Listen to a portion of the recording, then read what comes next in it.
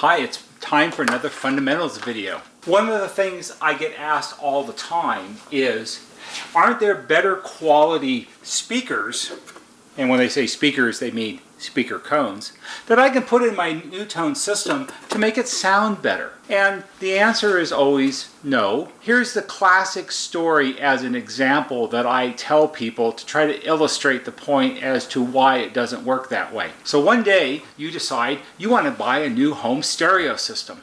So you go to the mall and you go to JCPenney's and you buy the very best JCPenney stereo that you can buy that costs $99.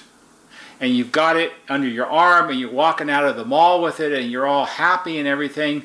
And as you walk out through the mall, you pass the Bose store. And you see these really cool pair of Bose speakers in the window, and they cost $499 a pair.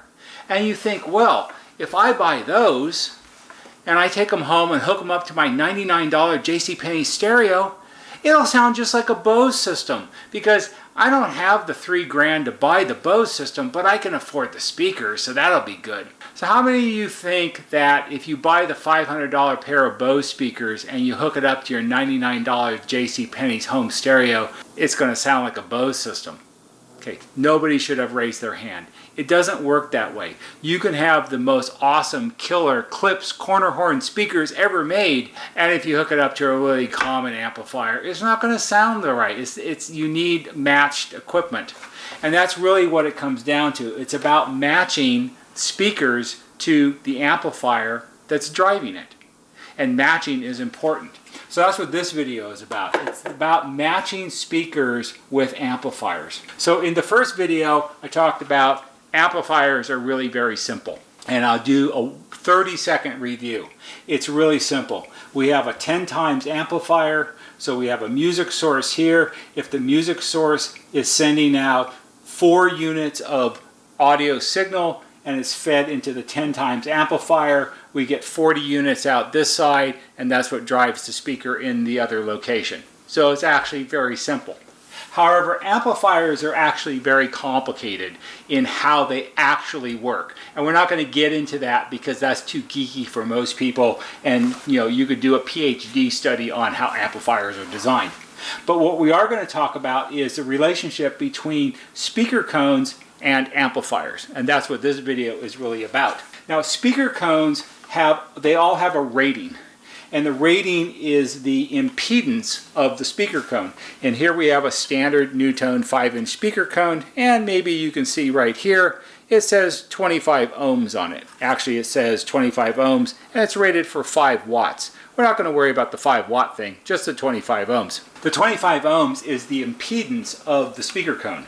So NuTone speaker cones over the years have had a variety of different impedances, and they are matched to the models of amplifiers in their master stations that are driving the speaker cones. Start with an example that's not an intercom because it will help have this make more sense to you. In home audio, home stereo systems, and I'm not talking about your 7.1 surround sound, all of that. I'm talking old school 1975 2-channel stereo. Most home audio systems use speakers that are rated either 4 or 8 ohms of impedance. And down here we have our speaker impedance scale, and here at the left hand end we have 0 ohms, 0 impedance, and then we have marked on the scale the most common home audio systems. So some really high quality audio systems will use 4 ohm speakers,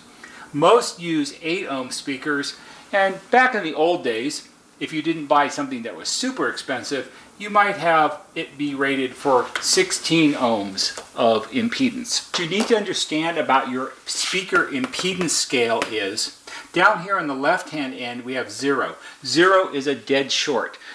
A dead short are 2 wires, your speaker wires, with electricity in them or signal, and they would be touching together like this, and it's a dead short. Amplifiers are designed to be able to handle the greater and greater load that's placed on them as the speaker impedance moves towards 0 or a dead short. Amplifier that's designed to drive 4 ohm speakers is a really well-designed and robust amplifier. It's designed to handle the increased loads and demands that a 4 ohm speaker will place on it, because 4 ohms is only a little bit down the scale to the right of a dead short. An amplifier that's designed to drive 4 ohm speakers can also easily drive 8 ohm speakers and 16 ohm speakers, because we're moving to the right. We're moving further and further away from it being a dead short. So the amplifier, since it's strong enough and robust enough to handle a 4 ohm load,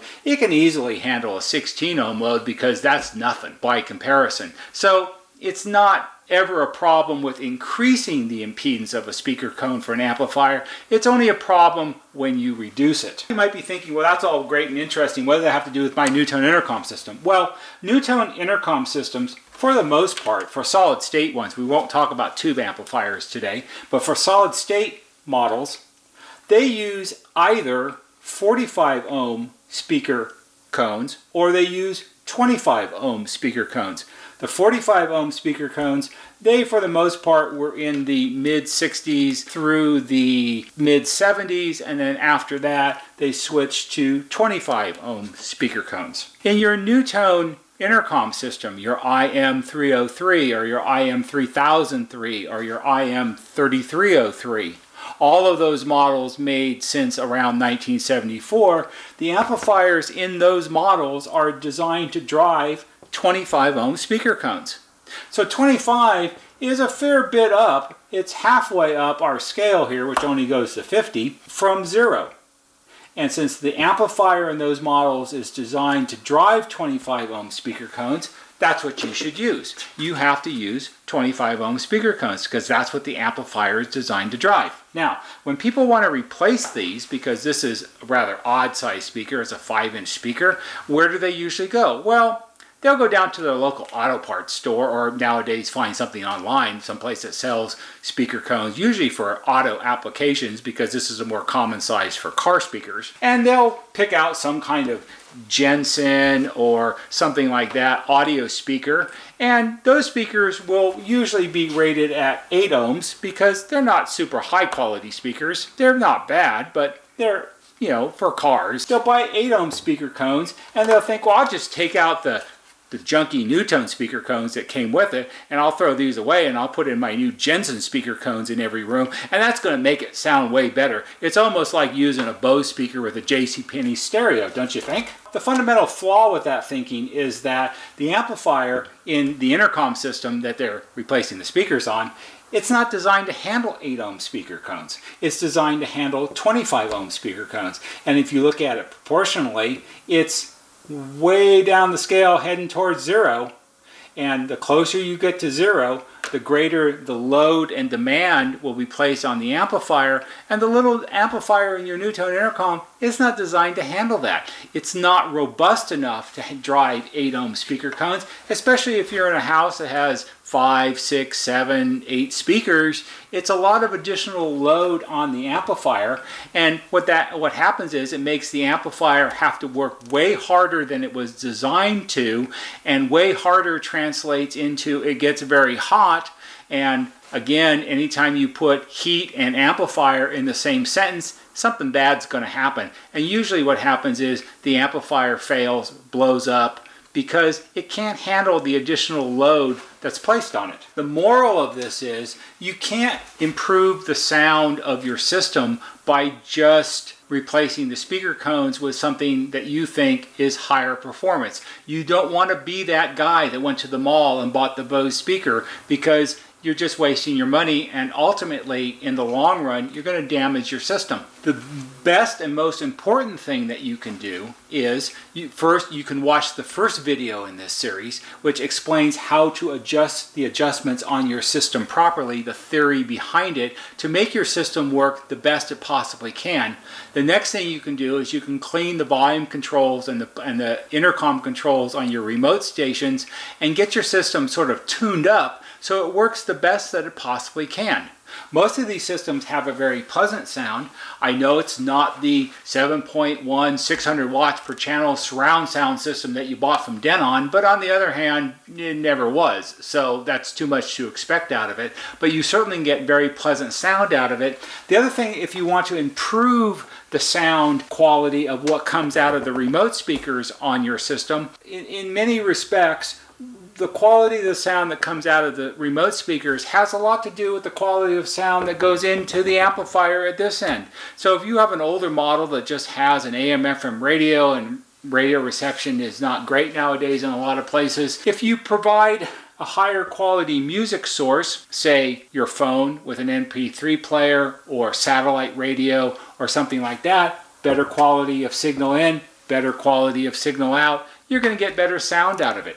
But you can't just go down to O'Reilly and buy some generic-y Jensen car audio speaker cones, because it's not going to make it sound better, and all it's going to do is damage your amplifier. That's all for today. I hope you found this interesting and perhaps helpful. If you did, please give it a big thumbs up on YouTube, because that always helps. Thumbs up help because YouTube tracks the number of thumbs up that videos get, and the more they get, the more they recommend the video, and then more people can watch it because it's recommended. There'll be a banner right here that shows you how to subscribe. Go to our YouTube homepage, click on the bell or on the wheel, put in your email address, and every time we post a new video, you'll get a notification and you can watch it. That's all for today. See you on the next video.